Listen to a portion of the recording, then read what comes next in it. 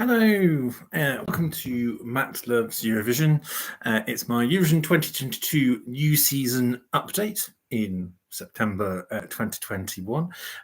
Obviously, if you've not been to my YouTube channel before or not subscribed yet, please do click on the subscribe button, ring the notification bell, like, share and comment below. And if you happen to be watching this live, some of you might be, feel free to comment in the chat or ask a question as well. It's been quite a long time since I've done a video on YouTube for Eurovision. In fact, it was just after Eurovision 2021 back in May when I did my last one, largely because obviously it's the quiet season. And normally I've kind of been doing, I did quite a few videos in the summer last year, but it's been a bit of a busy time, and also my main videographer, my husband, who does all the editing, and all the and does the actual videoing when I do those sort of proper videos. He's been really busy as well, so sort of back to doing sort of a live stream, which is but I thought it'd be nice to do an update since we've now started the new season of Eurovision as of 1st of September. Any song that's publicly released is eligible to be in Eurovision. Lots in Eurovision 2022, lots of months to go yet. And so normally this is a pretty quiet time of the Eurovision season. Normally most of the news around this sort of time is about, the location and the venue and some of those sorts of things.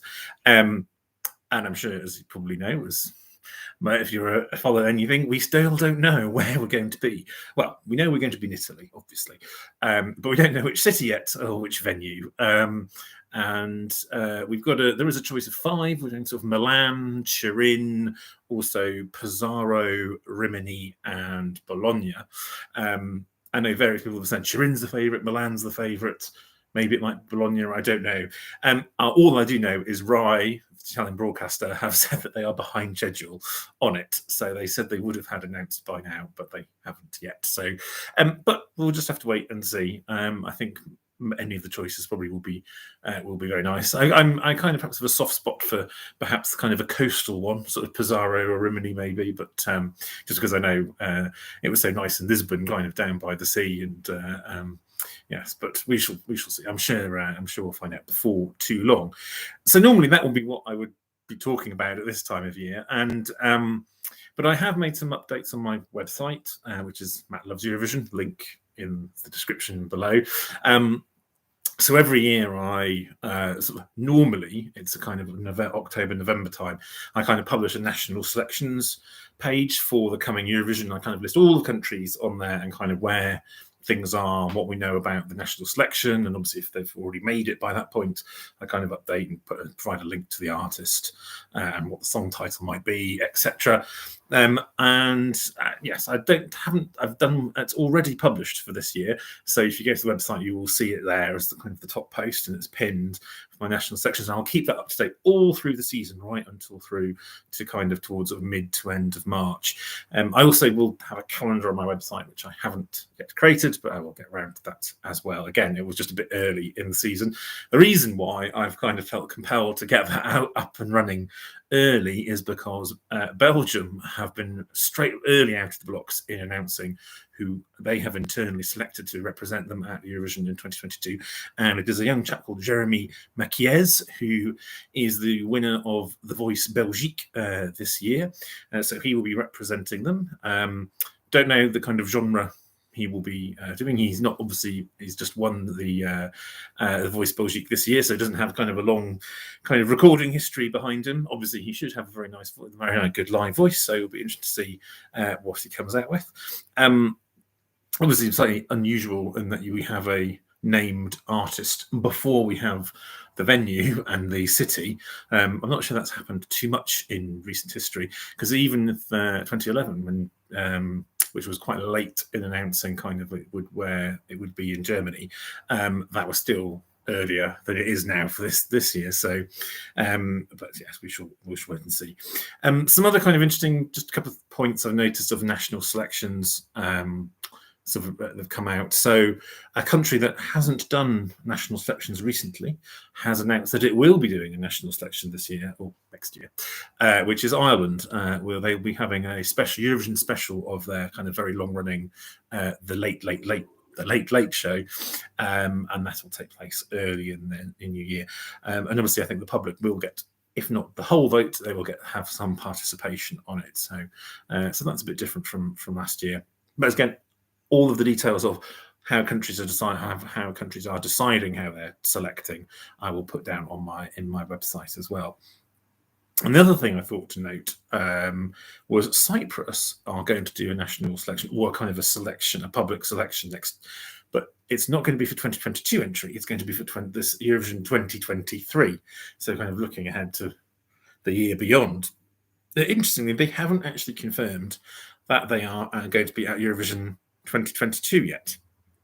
I'm pretty certain they will be, but it just is slightly odd that they haven't officially confirmed that yet. But they are one of half a dozen countries that were at Eurovision earlier this year for 2021 who haven't yet announced that, or haven't yet confirmed that they'll be at Eurovision in 2022. But I think it's fairly likely that they will be. So the other countries, aside from Cyprus, that are yet to confirm, as of this recording, are Austria. I'm pretty sure they will be. Moldova, can't see any reason why they won't be. North Macedonia, I'm pretty sure they will be. Russia was always quite late in its confirmation and in its artist reveal or whatever it's doing, but almost certainly to be there. And the other one, obviously, is the UK. And since the UK has been ever present since 1959, has the longest run of unbroken Eurovision appearances out of any country at Eurovision, I'm almost certain it will be there. Who knows how the UK is going to select its entry this year? It's been a slightly tortuous last 20 years, given some of the UK's results. But we will. I'm sure the Eurofandom will whip themselves up into a frenzy in January and February if we haven't yet heard what's going on. But I think it's always just best to wait and see and hope and pray. Finally, there is a country that wasn't there last year, but I think will probably be back for 2022 will be Armenia. There was various geopolitical reasons why they didn't feel they couldn't go in 2021, but I would expect them to come back in 2022. We shall see. Other countries that have been in Eurovision fairly recently, who I don't think will be back, are Bosnia. I think the financial side of things means that they won't be back. I'm not sure there's any sign that Montenegro is going to return, even though they were at Eurovision not that long ago. But I'm not sure they're going to be back. Hungary, again, were at Eurovision really recently. They've only missed a couple, but I'm not sure again. Maybe they will be back before too long, but certainly not next year. And then, of course, the one that's come, it will be 10 years in May next year since we last saw them, which will be Turkey. And there have been some rumblings this year that Turkey might be back, but that seems to happen every year and never seems to quite happen again. But I think it would be nice to have. It would be good to have Turkey back. They always did really, really well in these recent Eurovision years. So, I think it would be good for them to come back.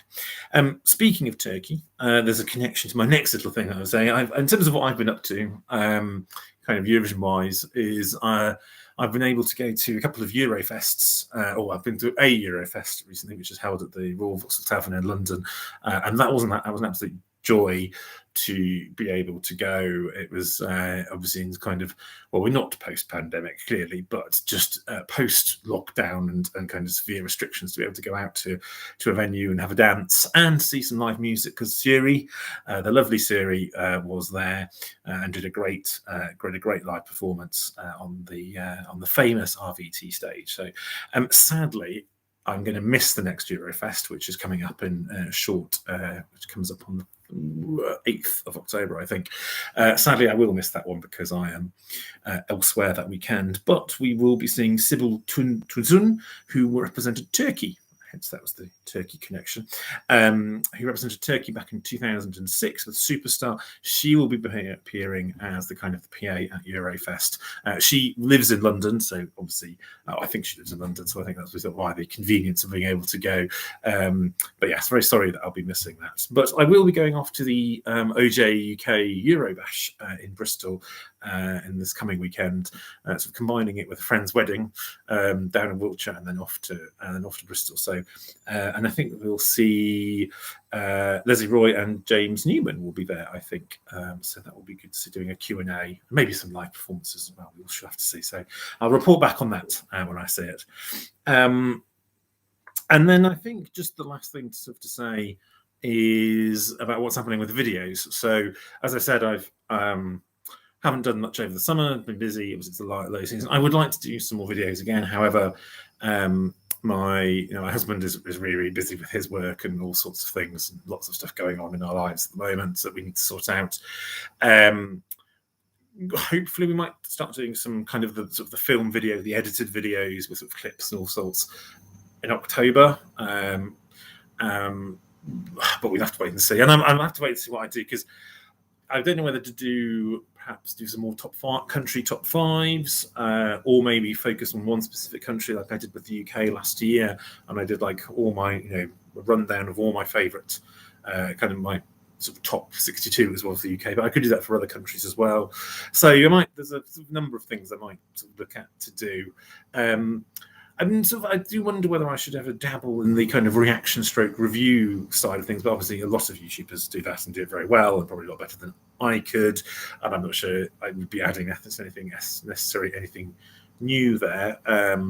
But maybe that's something I might explore, particularly if it's easier to film and edit than doing kind of the more kind of sort of structured videos with all sorts of clips and stuff like that. So I have to wait and see. But I think it would be less kind of reaction and more kind of a commentary, because I think particularly with some of if you're looking at all the winners or runners up, etc. I'm so familiar with most of them that I can't really do a kind of a new reaction. It would probably be more a sort of commentary. But I'll pop up a poll on Twitter or on here or something to see what people would like. Anyway, that was hopefully a useful little catch up. I hope to be back soon. I'll perhaps do a bit of an update about Eurobash in a couple of weeks' time. Maybe do another live, but it'll probably be another live stream video, which I appreciate is not quite as professional as when my husband does the videos, but I think hopefully it will have to do for now. But hope you've enjoyed this sort of little catch up, and please do join me again soon. Take care. Bye bye.